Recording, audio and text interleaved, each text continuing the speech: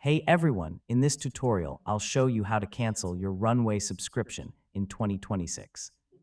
So if you no longer need your paid plan or want to stop future charges, the cancellation process is usually quick and straightforward. First, sign in to your Runway account and open your dashboard. Make sure you're using the account that currently has the active subscription. Next, click on your profile icon and navigate to the billing, subscription, or account settings section. This is where you'll find information about your current plan and payment details. It's also a good idea to check your email inbox for a cancellation confirmation. This helps verify that the request was processed correctly.